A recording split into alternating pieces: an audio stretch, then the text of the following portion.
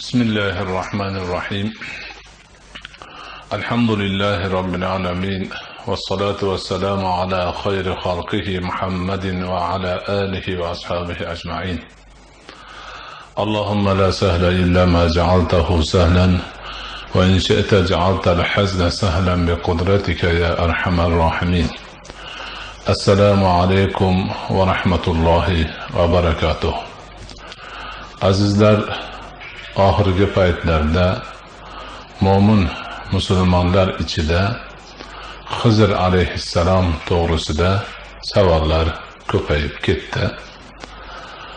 Bu savollar asosan u kishining tirik ekanligi yoki emasligi, tirik bo'lsalar qanday holda bo'ladilar-u, tirik bo'lmasalar unga nima dalillar borligi haqida aylanishi turgan gap.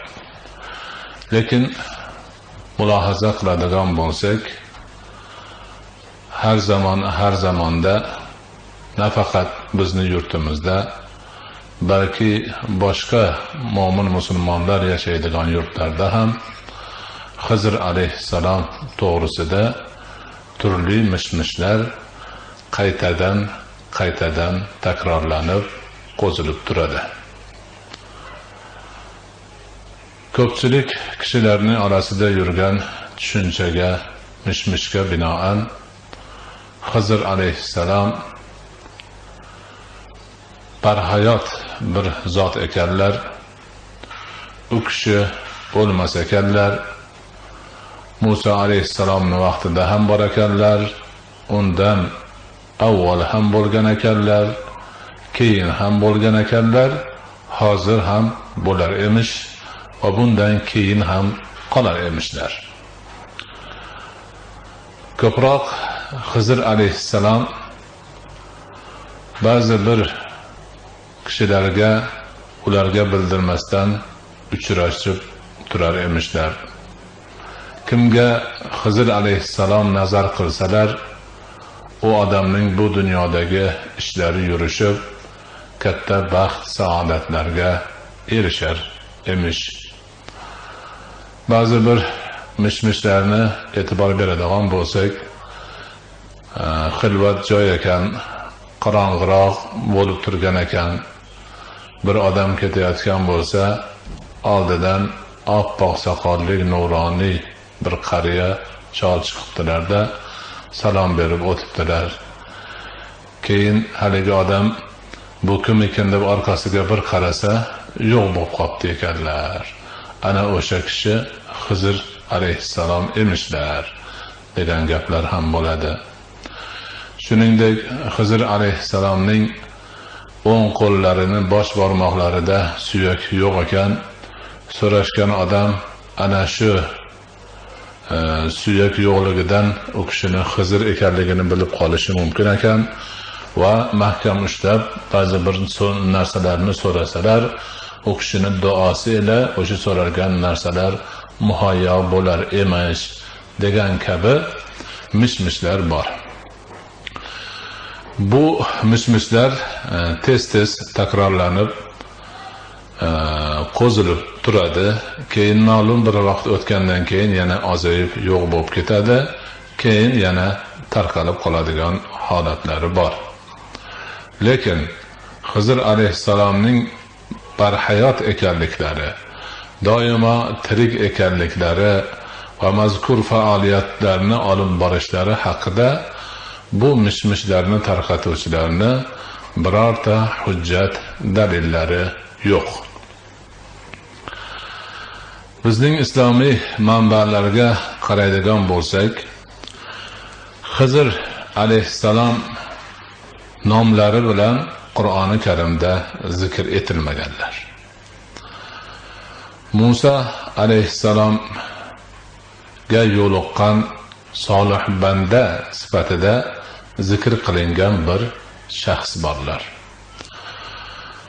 Bu shaxsni Qur'oni Karim solih banda deb ataydi. Lekin Xizr alayhissalom deb aytmaydi.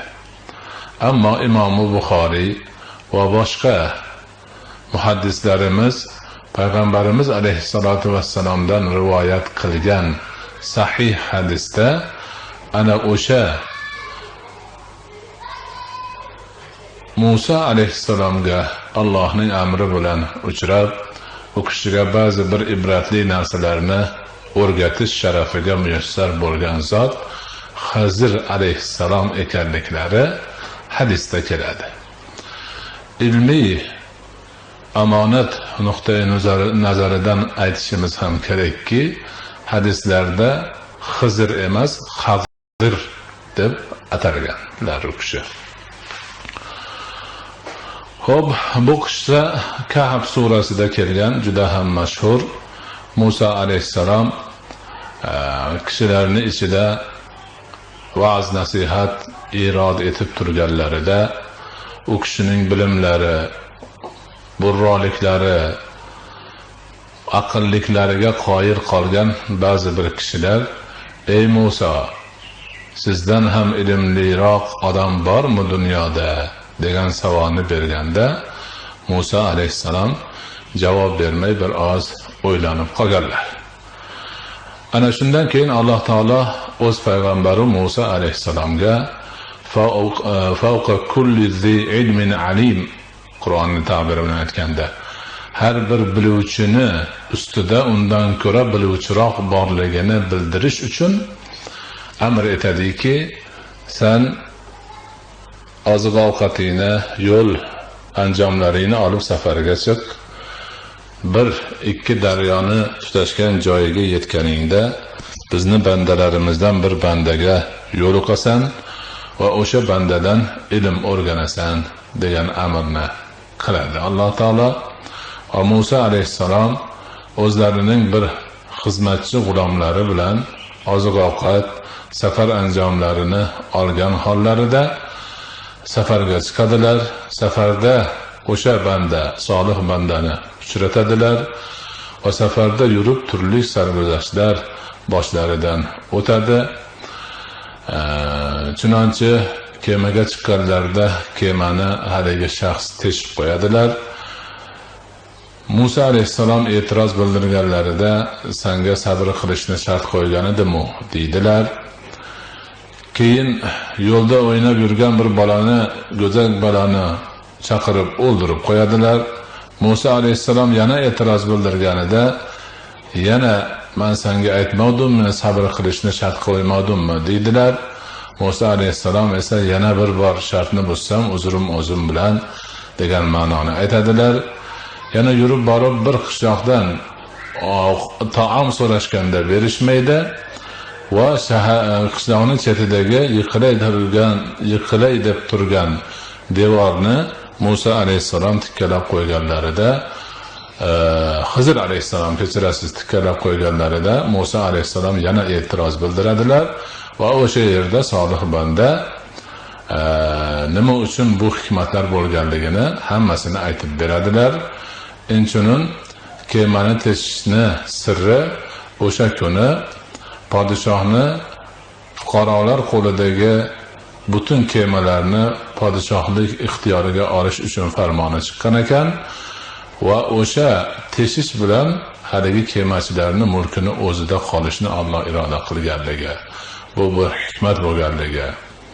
Haligi kichkina o'ldirilgan bola bo'lsa, Allohning ilmida unib o'sib katta bo'lsa, kofir, osiy bo'lib ota-onasiga la'nat keltirishi ehtimoli borligidan uni o'ldirib qo'yib, Alloh taolo o'rniga rahmat, baxt, saodatga sabab bo'ladigan farzandni berishni va'da qilganligini va haligi qayta tiklangan devorning ortida esa ikkita yetim bolaning dafinasi, xazinasi bo'lganligi, devor yiqilsa ochilib qolib boshqalar olib ketish xavfi bo'lganidan Alloh taolo ularni o'tib ketgan solih ota-onasining hurmatidan devorni qayta o'rdirib, ular voyaga yetguncha ularga atalgan xazinani saqlab turishni iroda qilganliklarini aytib beradilar. Ana o'sha odamni hadisda Xizr alayhissalom deyiladi. Lekin Qur'onda Xizr degan so'z mutlaqo zikr qilinmagan, balki solih banda deyilgan. Ba'zi bir kishilar Qur'oni Karim ma'nolarini, tarjimasini o'qib olib, Xizr degan payg'ambar ham Qur'onda zikr qilingan. Musulmon ulamolar 1500 yildan beri adashib, Qur'onda 25 ta payg'ambarning zikri kelgan degan ekan, men ortiqchasini topdim deyishlari mutlaqo ilmsizlik, savodsizlikdir. Balki Xizr alayhissalomning nomlari Qur'oni Karimda zikr qilinmagan, faqat hadis sharifda ana shu qissada zikr qilingan xolos. Lekin mana shu zikrlarda ham u zotning doimiy barhayot ekanliklari, doimiy ravishda kishilar orasida yurib shunaqa karomatlarni qilib turishlari to'g'risida ma'lumot yo'qligini yana bir bor qaytadan ta'kidlaymiz. Endi xo'p, u kishini barhayot emasliklari to'g'risida ma'lumot yo'q ekan. Ammo o'tib ketganliklari ehtimoli borligi bo'ladigan bo'lsa, buni qanday qilib isbotlaymiz degan gap ham o'rtaga tashlanadi. Bunga musulmon ulamolari bir nechta dalillar bilan javob beradilar.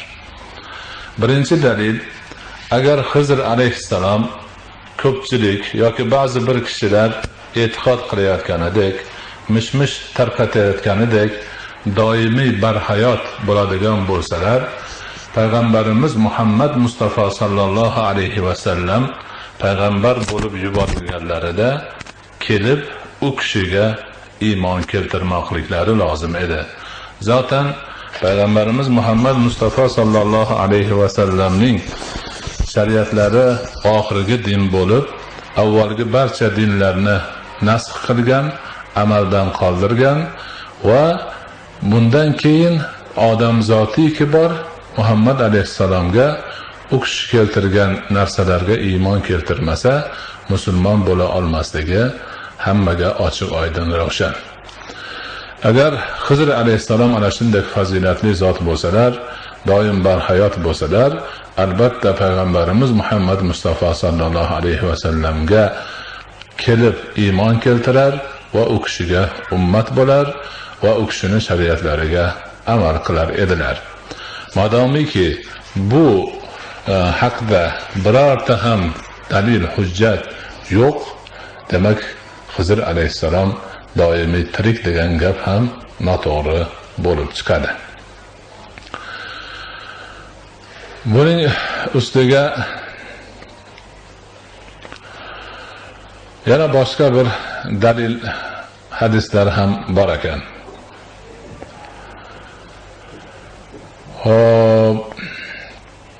İmam Buxoriydan ba'zi bir kishilar Xizr alayhissalom bilan İlyas alayhissalomlar doimiy tirikmilar deb so'rashgan ekan. Shunda İmam Buxoriy hazratlari rahmatullohi alayh bu qanday bo'lishi mumkin? Va tahqiq Nabiy sallallohu alayhi va sallam لا يبقى على رأس 100 سنة ممن هو اليوم على ظهر الأرض أحد deganlar. Bu hadisning ma'nosi, matni İmam Buxoriy va İmam Muslim tomonlaridan rivoyat qilgan hadislarda ham kelgan ekanlar. Ya'ni payg'ambarimiz alayhisolatu vassalom aytgan ekanlarki, xo'p, 1100 yildan so'ng bugungi kunda yer yuzida turganlardan bittasi ham hayot qolmaydi degan ekanlar. Ya'ni payg'ambarimiz alayhisolatu vassalom o'zilari turgan o'sha gapirayotgan kunlarini e'tiboridan olib, mana shu bugundan boshlab 100 yil o'tgandan so'ng bugungi dunyoni yuzida yashab turgan kishilardan birortasi qolmaydi deb aytgan ekanlar. Demak, ana shunday bo'ladigan bo'lsa, mabodo o'sha vaqtda Xizr alayhissalom tirik bo'lgan bo'lsalar ham, mana shu hadisni amriga, hukmiga binoan undan 100 yil o'tgandan keyin o'tib ketgan bo'ladilar. Shuningdek, ulamolar yana bir boshqa rivoyatni keltiradilar. Xizr alayhissalomni barhayot, doimiy ravishda barhayot emasliklarini daliliga Badr urushi kuni Payg'ambarimiz Muhammad Mustafa sallallohu alayhi va sallam Allohga iltijo qilib aytgan ekanlarki: Allohumma in tahlak hadhihi al-asabatu la tu'badu fil ardi. Ey Allohim, agar mana shu guruh insonlar halokatga uchrasalar, sen yer yuzida senga ibodat qilinmas degan ekanlar. O'sha Badr urushiga payg'ambarimiz bilan birga chiqqan sahobalarni aytilgan ekan. Agar o'shalar halokatga uchrashib ketsa, yer yuzida Allohga ibodat qiladigan musulmon insonlar qolmasligi kerak ekan. Ana u insonlar 313 kishi bo'lib, hammalarini ismlari, otalarining ismlari, qabilalarining ismlari ma'lum, mashhur va kitoblarda hozirgacha yozilib keladi. Agar Xizr alayhissalom tirik bo'lganlarida o'sha kuni payg'ambarimiz bu gapni aytmasdi, balki Xizr alayhissalomni ham qo'shishlari kerak yoki faqat Xizrgina tirik qoladi degan gapni aytishlari kerak edi, deydilar ulamolarimiz. Xizr alayhissalomni doimiy ravishda barhayot emasligiga, balki u kishini ham bashar bo'lganliklari uchun vaqti soati yetib bu dunyoni tark qilganliklariga dalil sifatida Anbiyo surasidagi 34-oyat dalil qilib keltiriladi. Unda aytiladiki: Auzu billahi minash shaytonir rojim. Bismillahirrohmanirrohim. Va ma ja'alna li basharin min qablikal khulda afa in mitta fahumul khalidun.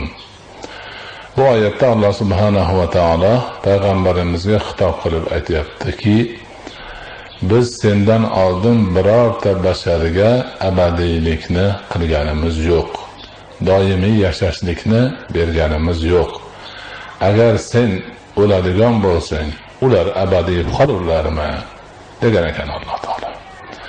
Demak, mana shu oyat karimaning ma'nosida ham bashar, odam zoti abadiy qolishligi mumkin emasligi, hamma demak vaqti soati kelganda, ajali yetganda bu dunyoni tark etishi lozimligi ulkan haqiqat bo'lganligi ta'kidlanmoqda. Shuning uchun Xizr alayhissalom yoki payg'ambar Ilyos alayhissalomlar doimiy ravishda barhayot ekanlar, har zamonda odamlarga uchrab turar ekanlar degan gaplar shariatimiz nuqtai nazaridan, islom ta'limoti nuqtai nazaridan haqiqatdan yiroq gaplar hisoblanadi. Buni hammamiz yaxshi o'zlashtirib olishimiz kerak. Agar e'tibor beradigan bo'lsak, Xizr alayhissalom to'g'risidagi mish-mishlar, so'rovlar qaysi bir jamiyatda noqulayliklar paydo bo'lsa, turli qiyinchiliklar paydo bo'lsa, bir zumda qandaydir ulkan ishlarni qilib, qandaydir katta manfaatlarni o'ziga jalb qilish istagi odamlarda ko'paygan paytda shunaqa narsalar tarqaladi. Boshqa vaqtlarda esa asta-sekin o'zidan o'zi yo'qolib ketadi. Mana bu omilni ham e'tiborga olishimiz kerak. Lekin siz bilan bizning har bir ishda qiladigan asosiy e'tiborimiz Qur'ondan, sunnatdan, ulamolarimizning ijtihodlaridan, ijmolaridan chiqqan haqiqatlarga ishonish, ana shularni o'zimizga dasturul amal qilib olishdir. Alloh subhanahu va taolo barchalarimizni o'zi to'g'ri yo'lga boshlagan bo'lsin.